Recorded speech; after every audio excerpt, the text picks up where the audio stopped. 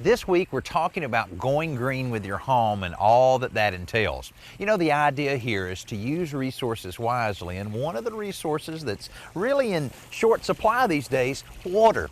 Now it's kind of funny because 2/3 of our planet is made up of water, but only about 1% of that is available for our consumption, so we need to manage it very well. Now there's two things you can do here. The first is using it more efficiently, and we're not just talking about the water you drink.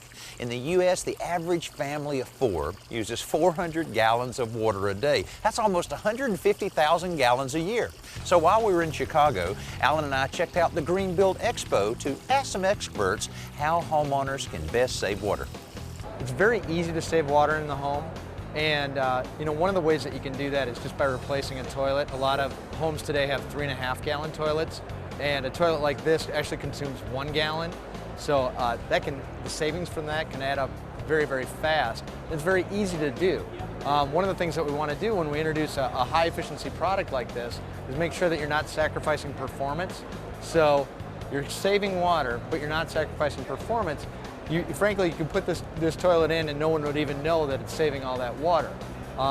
In a typical household, again, if you've got a 3.5-gallon toilet in there, you could save 10,000 gallons of water per year. But there's other things you can do. You can replace your standard shower head with an eco shower head and save up to 30%. And again, what we want to do is make sure that you're not sacrificing your experience in the shower. Just because you're saving water, it doesn't mean that you don't want performance out of a shower head.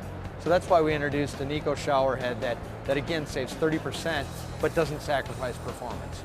The other thing you can do is you can put in low flow aerators into your kitchen and your bathroom faucets. And that's a great opportunity in that it's very easy to install. It's just a very simple little aerator, goes right into your faucet, and you can save 30% there. We made a very conscious decision to make it affordable for people to change out to water conserving fixtures. So you're not necessarily paying more to do that.